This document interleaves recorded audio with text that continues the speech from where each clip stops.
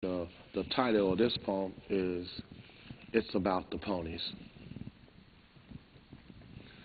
I'm at the racetrack with Zoot, and we're both drinking coffee now because the bourbon has us down.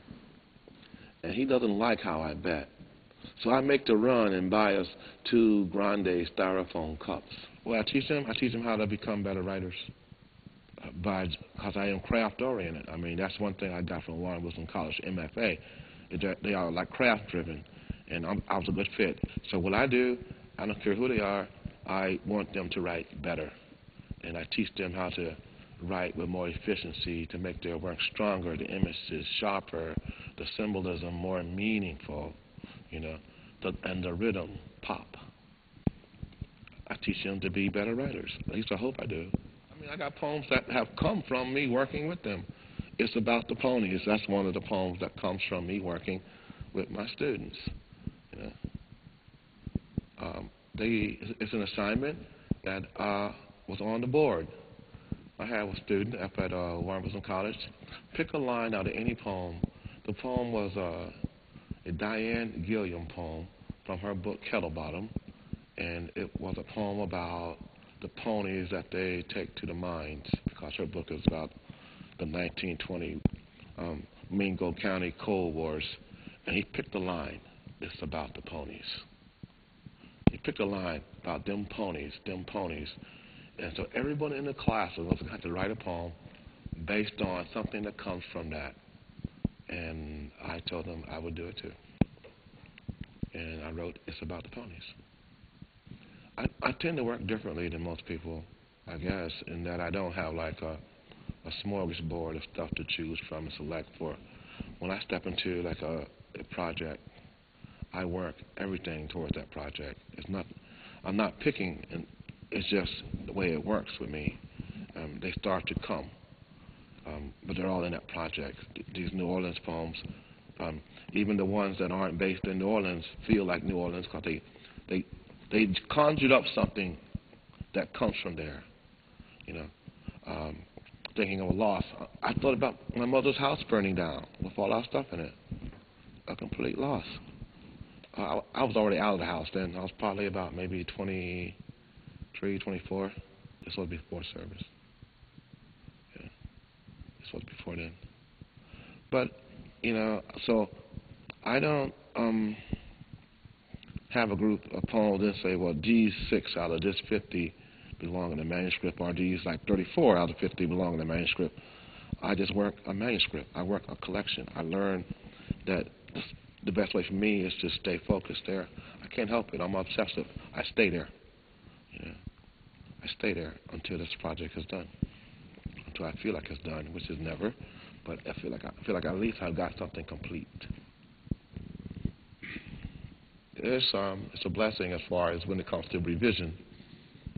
It makes me look at things so many times. It's not unusual for me to have 50 drafts of a poem before I let it go.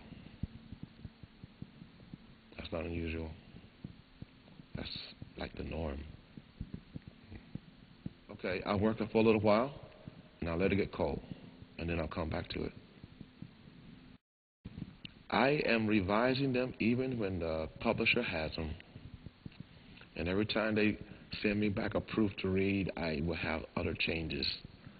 And then when the book comes out, I am still revising them as I read them on the stage. I have notes. Now I know the word to use here. Or now I know how to make this image sharper. Now I think this is better. So I don't think you're ever done. You know what the cliche is?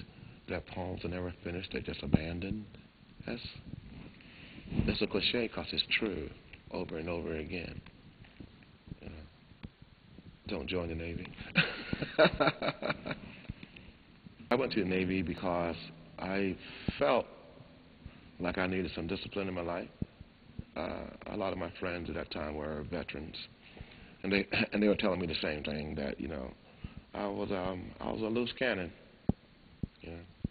so I felt like Like I needed that type of regimentation.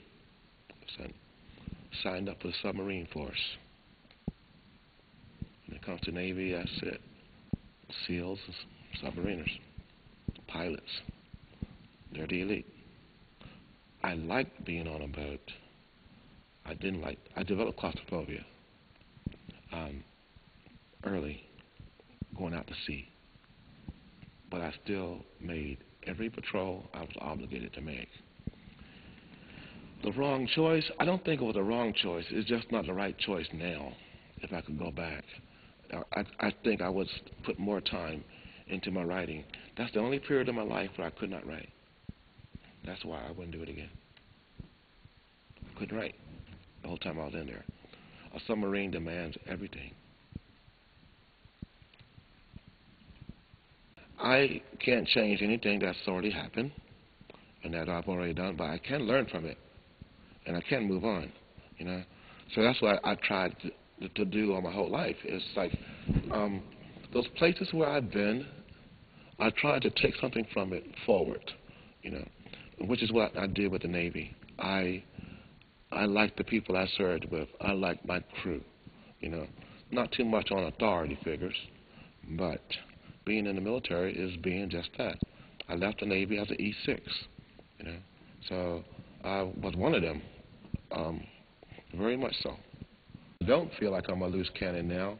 I have made principled stands, and my mother reminds me all the time that I make stands that are not in my best interest, but they are stands that need to be made. And so I believe that is true. I won't compromise on issues of human rights and civil rights. I just cannot. Everything has been paid for already with blood. So for me to back up is to negate sacrifices that were made. I just cannot do that. People call that a loose cannon maybe, or a pain in the side is more like it, you know. I am not going to back up on things that I think are right. I'm just not. I guess I am kind of like an outlaw like that. I may be a cannon, but there's nothing loose about it. It's more directed. And he doesn't like how I bet. So I make the run and buy us 2 grande styrofoam cups. I take the long shots black with sugar. He reads the racing forms and tracks how the local ponies ran the last 4 Fridays at Pimlico. He contends good horses only lose when the jockeys stop whipping them. So he digs slap-happy drivers and always checks to see who's holding the reins. And I say, I like my horses smiling.